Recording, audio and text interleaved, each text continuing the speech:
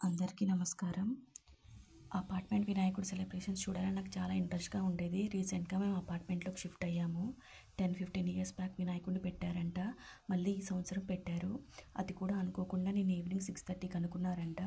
Night 11:30కి మేము function నుంచి return వస్తున్నప్పుడు నాకు ఈ విషయం తెలిసింది.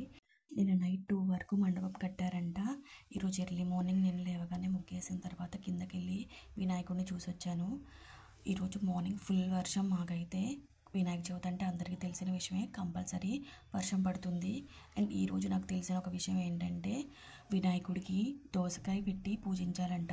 ఎందుకంటే ఆ పార్వతీదేవి విఘ్నేశ్వరుడి యొక్క ఆకలి తీర్చడం కోసం దోసకాయ ఇచ్చేవారంట. సో ఈరోజు ఎవరైతే వినాయకుడిని పూజిస్తున్నారో వారు దోసకాయని, ఉండ్రాళ్ళు, కుడుములు తప్పకుండా పెట్టి ఆ విఘ్నేశ్వరుని పూజించండి. అందరికీ వినాయక చవితి శుభాకాంక్షలు. హ్యాపీ గణేష్ చతుర్థి.